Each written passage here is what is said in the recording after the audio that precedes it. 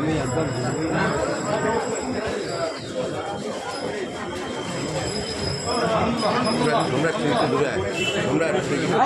এদিকে সামনে আসুন দাদা। এই কি কি হলো কি হলো? দেখুন, বেশিরভাগ পেশেন্ট ভালো আছে। 3 জন আইসিইউতে ভর্তি, একটি বাচ্চা সে নিকু বা পিকুতে ভর্তি আছে। এই 3 জন এবং বাচ্চাটি এরা একটু আমার মনে হচ্ছে চিন্তাজনক অবস্থায় আছে। সবাই না, আশা করছি ঈশ্বরের কৃপায় সবাই সুস্থ হয়ে উঠবে। বাকি সবার ইঞ্জুরি মাইনর, কারো পা ভেঙেছে, কারো এরকমও পেশেন্ট আছে 2টো পা ভেঙে গেছে, মা 2 মেয়ে আহত হয়েছে, মিনিমাল ইঞ্জুরি। তারা সবাই আগামী কিছুদিনের মধ্যে ছাড়া পেয়ে যাবে। এই 4 জনকে নিয়ে আমরা একটু সবাই চিন্তায় আছি।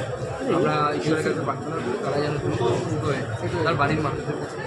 এই বিষয়টা নিয়ে মুখ্যমন্ত্রী মমতা বন্দ্যোপাধ্যায় রেলের ভূমিকা নিয়ে প্রশ্ন তুলছেন এবং অ্যান্টি কালেকশন যে সিস্টেম সেটা এতদিনে কেন ইন্ট্রোডিউস করা যায়নি সেটা নিয়ে প্রশ্ন তুলছেন। এখন প্রথম কথা বলি যে আমি সকালবেলায় বলেছিলাম যে ঘটনা ঘটেছিল, সেই ঘটনার পর রাজনীতি করার সময় এটা নয়। এটা এমন একটা সময় যে সময় যারা আহত হয়েছে তাদের পরিবারের পাশে দাঁড়ানো, তাদের সাথে দাঁড়ানো, তাদের চিকিৎসা ব্যবস্থা। তারপরেও যখন মুখ্যমন্ত্রী বলছেন আমাদেরকে রাজনৈতিক প্রত্যুত্তর দিতে হচ্ছে, তার জন্য আমরা দুঃখ আমি দিচ্ছি। মুখ্যমন্ত্রী অ্যান্টি কলিশন ডিভাইস সম্পর্কে কতটা জানেন আমার আইডিয়া নেই। উনি রেলমন্ত্রী ছিলেন, নিশ্চয়ই জানবেন আমার আশা করছি। আমি ইঞ্জিনিয়ারদের সাথে কথা বলে বলছি এই অ্যান্টি কলিশন ডিভাইস যাকে কবচ বলা হয় সেটা গলায় পরার মাদুলির মতো জিনিস নয়। এটা একটি কমপ্লিকেটেড ইঞ্জিনিয়ারিং ডিভাইস। সেটা লাগাতে সময় লাগে এবং অর্থও ব্যয়। মাননীয় মুখ্যমন্ত্রীকে আমরাও পাল্টা প্রশ্ন করতে পারি যে আপনি কি বলছেন আপনি অ্যান্টি কলিশন ডিভাইস নাকি ভারতবর্ষে শুরু করেছিলেন বা তৈরি করেছিলেন, কী বলছেন? ওনার আমলে কতগুলো অ্যান্টি কলিশন ডিভাইস লাগানো হয়েছিল উনি ডেটা দিতে পারবেন?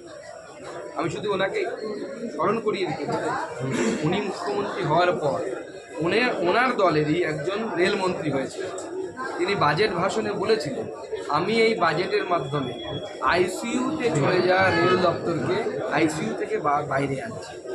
মানে আইসিইউ থেকে তার মানে তার দলেরই লোক বলেছিল যে রেল আইসিইউতে চলে গেছিলো মমতা বন্দ্যোপাধ্যায়।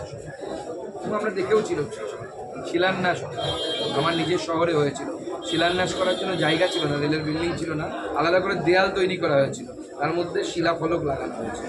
তারপর সেটা ভেঙেও পড়ে গেছে, খুঁজেও পাওয়া যায় না, শিলাও খুঁজে পাওয়া যায় না, ফলকও খুঁজে পাওয়া যায় না। কিন্তু আমরা চাই না যে এই সময় এই ধরনের রাজনীতি হোক।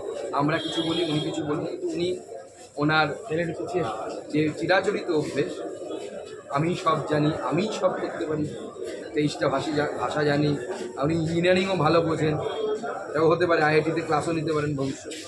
শুধুমাত্র মুখ্যমন্ত্রী বা তৃণমূল কংগ্রেস নয়, কিছুক্ষণ আগে আপনাদের দলে রাজ্যসভার সাংসদ তিনি এসেছিলেন অনন্ত মহারাজ, তিনিও বলছেন যে রেলের মডিফিকেশন